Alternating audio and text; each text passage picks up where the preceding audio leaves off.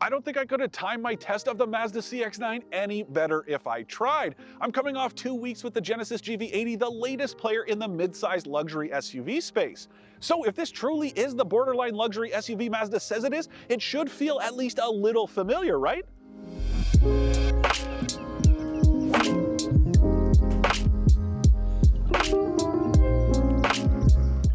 So the short answer is right, and for at least a few different reasons. No, it's not totally going to trick you into believing that it's a premium vehicle. If you take a look at these matte black plastic controls, well, they're about the same as the ones you'd get in a $20,000 Mazda 3. But here's my case for why you could cross-shop this thing against that GV80 or the Lexus RX. Because I'm a firm believer that the experience provided by a proper premium vehicle should be special. And I mean, just take a look around me. This interior is fantastic. Now, the one I'm driving, well, it's the 100th anniversary edition, and it's an homage to Mazda's first ever car, the R360. Though it is interesting to note that that was never sold in Canada. And that whole 100th anniversary thing, well, it is a little bit of a stretch if you consider the fact that Mazda didn't start producing cars until about 1960. But that's beside the point.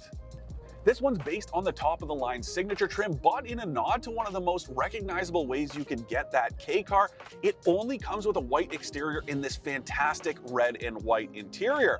I'm not totally sold on the red carpet, and they remind me a little bit too much of my friend's old Buick back in high school. I'm just not so sure about how we're gonna feel about it in 10 years. But right here, right now, this is about as cool as it gets. If it's all a little too much for you, you can get the Curo edition that skips the red carpet but still gets red seats. But I'll tell you, I am all in on this one. I love the way it all comes together in here.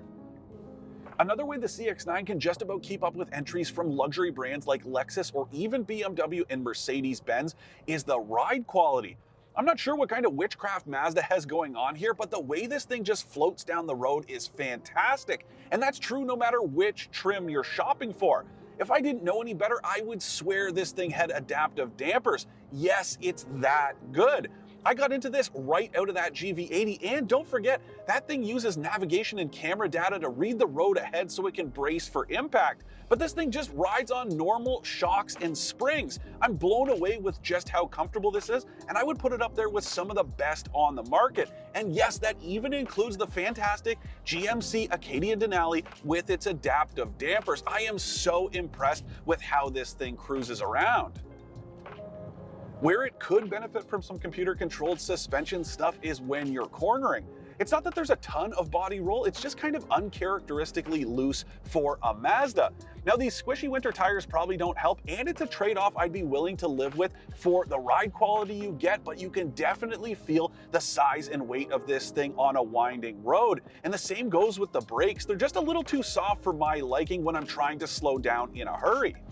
If you want to talk about another way this thing doesn't quite cut it as a premium vehicle, it's under the hood. And usually I am a big fan of this 2.5-liter engine that Mazda will put in just about anything it'll fit. It's more than strong enough in most applications, and I love the fact that you can run it on either high test or regular grade gas without much penalty. If you put 93 octane in the tank, well, you get 250 horsepower to go with 320 pound-feet of torque, and that makes it one of the most powerful 4-cylinder engines you can get in an SUV like this. But if you opt for 87 octane, well, that only drops to 227 horsepower to go with 310 pound-feet of torque, so it's not much difference at all. But it really kind of struggles to move the mass of this thing.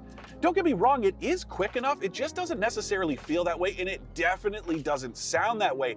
It just sounds really strained when you bury your foot into it, and that is a big problem when you're passing. I also couldn't imagine towing in this thing. Mazda says it'll pull 3,500 pounds, but I don't think I'd want to hook anything that heavy up to the back of this.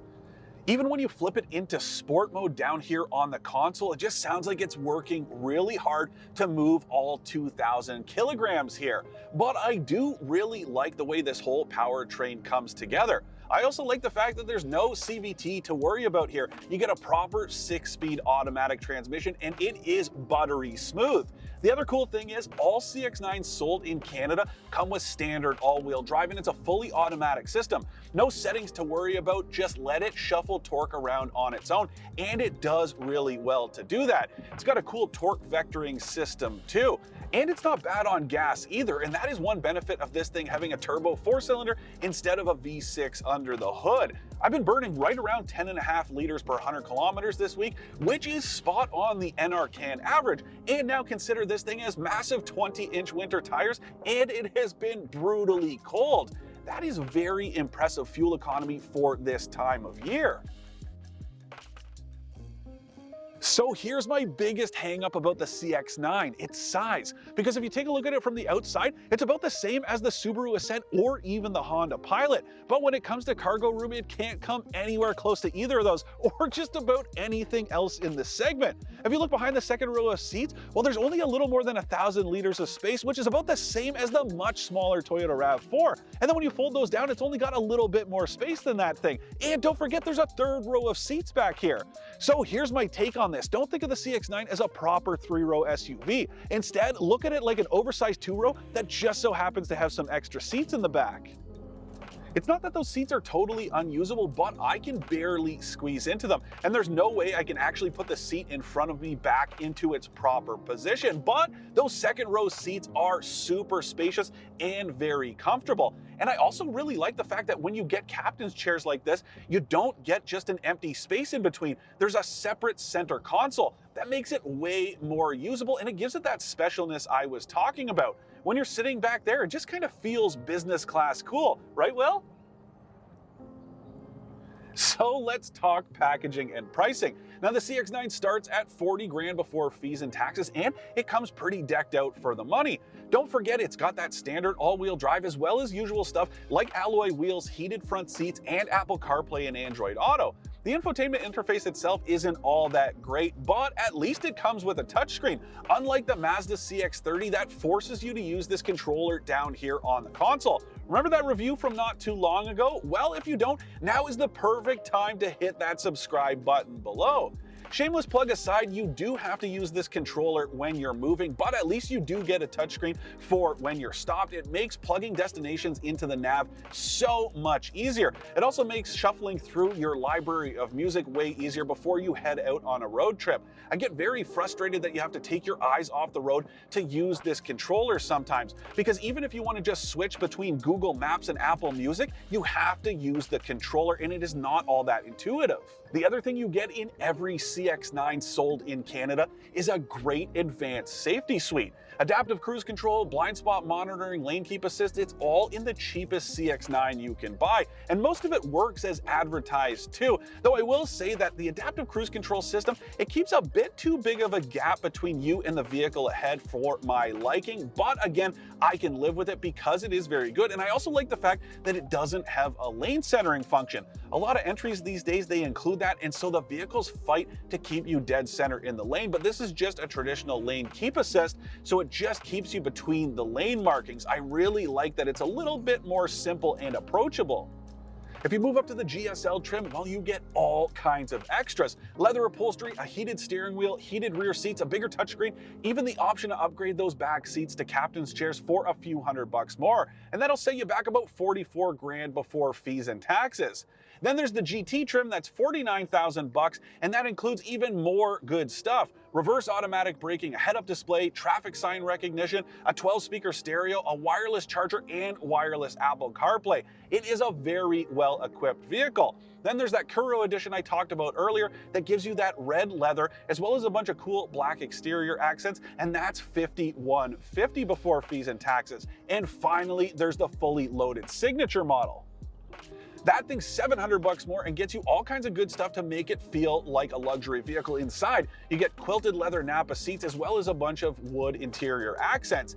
And then there's this anniversary edition model that I'm driving that's $53,350, and it's got all kinds of good stuff like this fantastic interior and some cool exterior accents. I really like the package here.